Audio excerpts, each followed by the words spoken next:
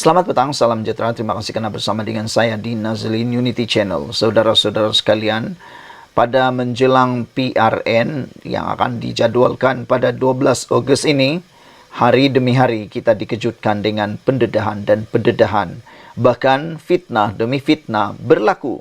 Salah satu fitnah yang telah pun disahkan fitnah ialah apabila pihak polis mengesahkan tiada unsur kempen dalam ucapan Fahmi Fadzil di sebuah surau atau masjid. Dan Fahmi telah pun mengemukakan tuntutan dalam masa 24 jam supaya pihak yang menyebarkan perkara itu memohon maaf dan kalau tidak dia akan bertindak mengambil tindakan undang-undang. Perkara kedua yang juga telah tersebar ialah tindakan beberapa penyokong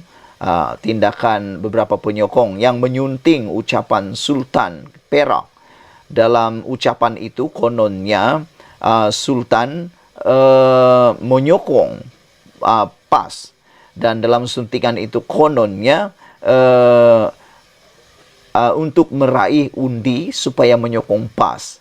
Akhirnya apa yang terjadi, polis telah pun mengenal pasti dan mengambil tindakan yang seterusnya berkaitan dengan isu itu. Bahkan pihak Dewan Diraja Istana Perak turut mengambil tindakan melaporkan kepada polis, membuat laporan polis berkaitan perkara tersebut, dan telah pun disahkan oleh pihak istana bahawa ucapan itu bukan ucapan sepenuhnya.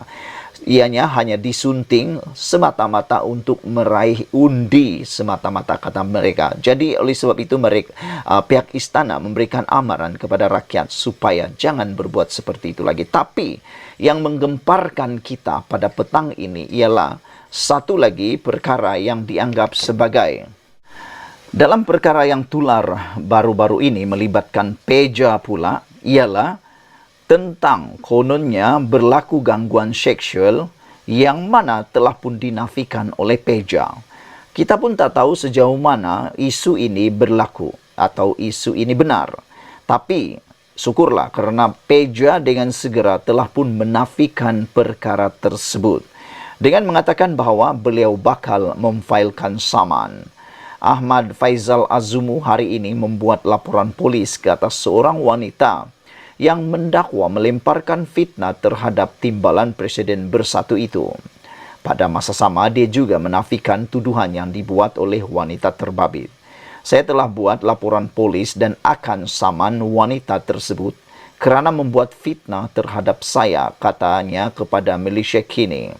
Ahmad Faizal kemudian memberitahu laporan polis sudah dibuat di Balai Polis Hartamas pada jam 2.20 petang ini.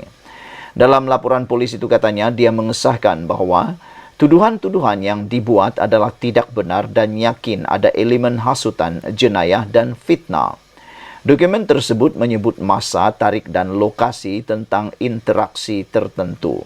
Saya telah pun memaklumkan kepada pihak polis bahawa pada hari dan waktu tersebut saya berada di Negeri Sembilan kerana menjalankan tugas-tugas rasmi sebagai timbalan Presiden Bersatu. Ramai saksi yang boleh mengesahkan kehadiran saya, kata beliau lagi.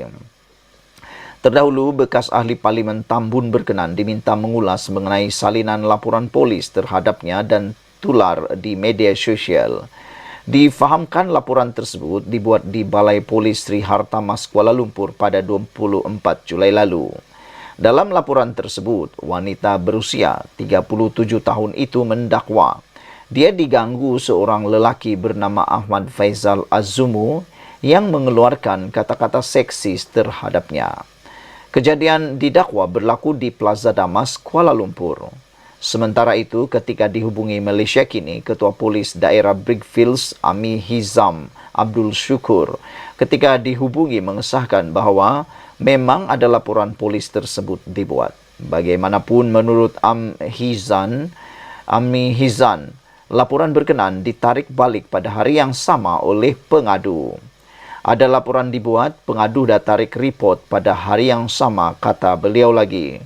Wanita itu yang bekerja sebagai kerani mendakwa Ahmad Faizal berkata, "Wow, geram tengok. rasa nak tarik semua dalam toilet. Katanya setelah berbincang dengan suaminya, wanita terbabit membuat laporan polis kerana dirinya berasa malu dan marah. Menurut Ahmad Faizal, dia memberi kepercayaan penuh kepada polis untuk menjalankan siasatan. Saya juga berhak untuk mengambil tindakan undang-undang terhadap pihak yang terlibat, katanya lagi. Malaysia kini juga sedang cuba menghubungi wanita terbabit untuk mendapatkan reaksinya. Bagaimanapun setakat ini, cubaan tersebut belum berjaya. Saudara-saudara sekalian, sebelum kita menutup isu tentang fitnah memfitnah ini, kita sebagai manusia yang mempunyai agama sepatutnya lebih sensitif tentang perbuatan-perbuatan berdosa seperti ini. Tiada apa-apa sebab atau alasan yang boleh mengiyakan perbuatan fitnah.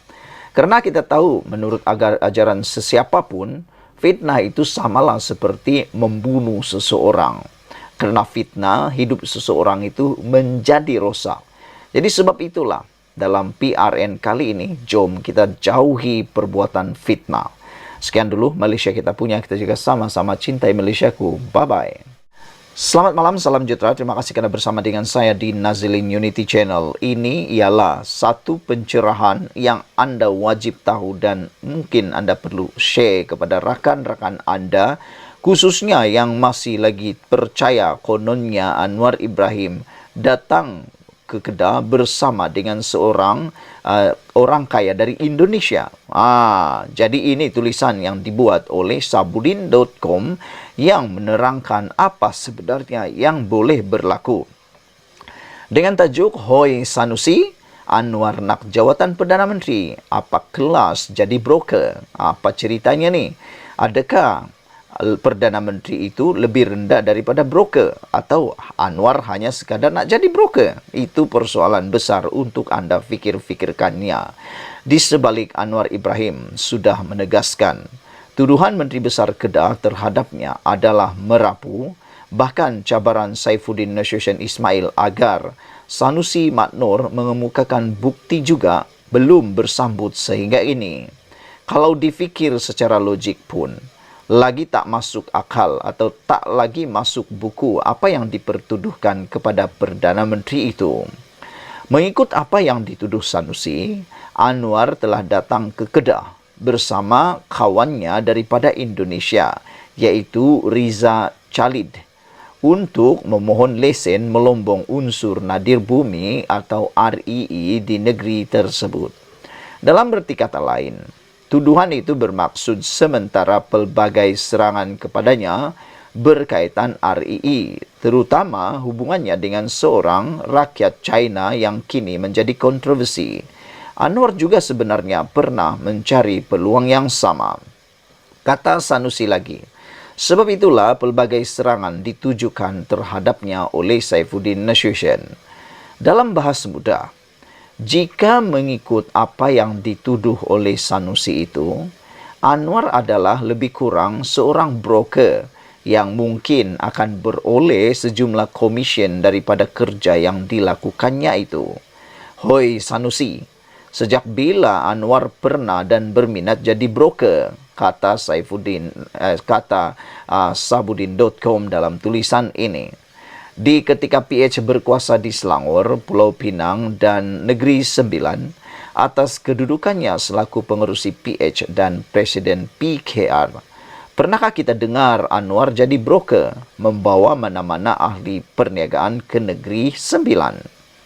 Kalau di negeri yang PH berkuasa dan kehendaknya lebih mudah dipenuhi pun, kita tidak pernah dengar Anwar menjadi broker, di mana munasabah beliau mahu berbuat demikian di negeri di mana parti yang berkuasa dan menteri besarnya begitu amat membenci dirinya.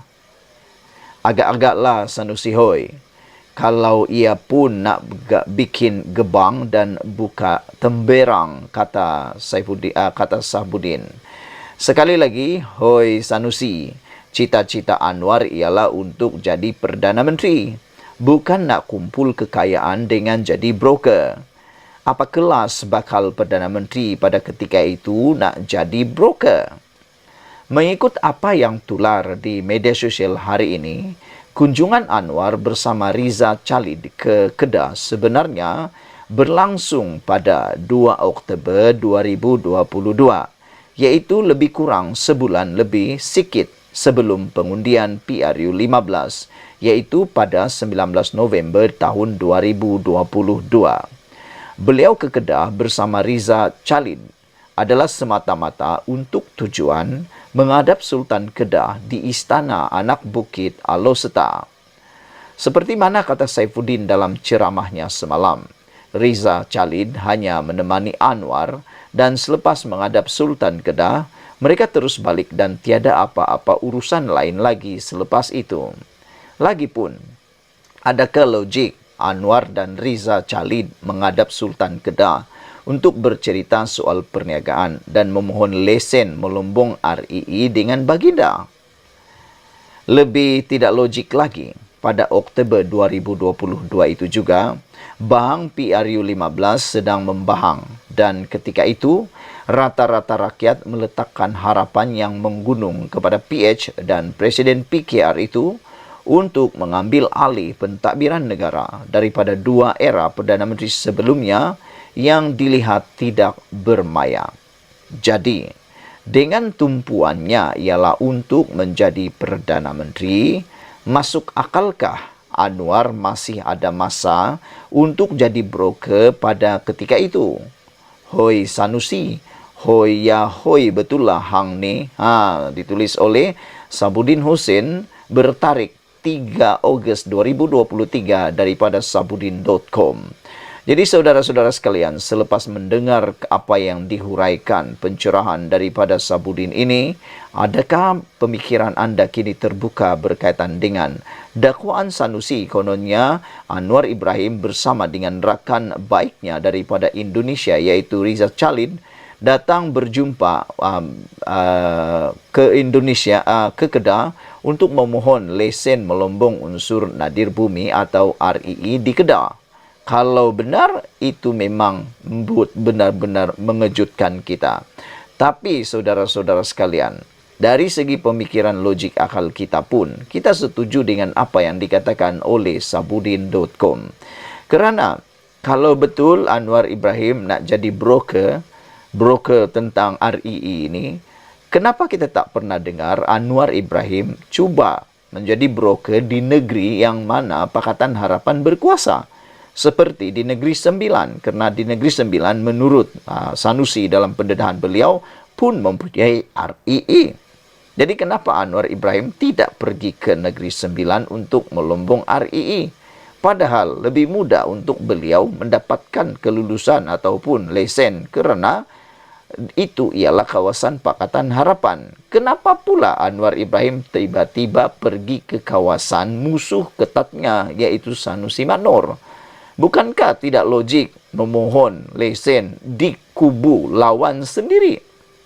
Cuba fikirkan betul-betul.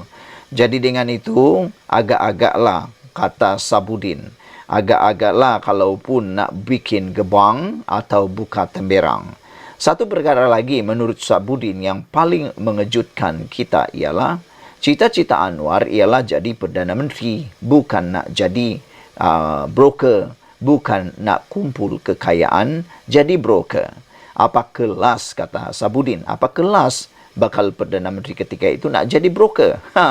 Walhal pada waktu itu, Anwar Ibrahim sebenarnya menghadap Sultan Kedah di Istana Anak Bukit Aloseta semata-mata untuk bertujuan menghadap Sultan Kedah semata-mata. Tidak ada apa-apa permohonan lesen melombong RII dibuat. Lagipun, adakah logik Anwar dan Riza menghadap Sultan untuk bercerita soal perniagaan dan memohon lesen melombong RII dengan baginda? Walhal, keputusan-keputusan itu bukan di tangan baginda. Cuba fikir-fikirkan sendiri. Sekian dulu untuk kali ini. Jangan lupa tinggalkan komen anda, tekan butang subscribe. Kita jumpa lagi. Bye-bye.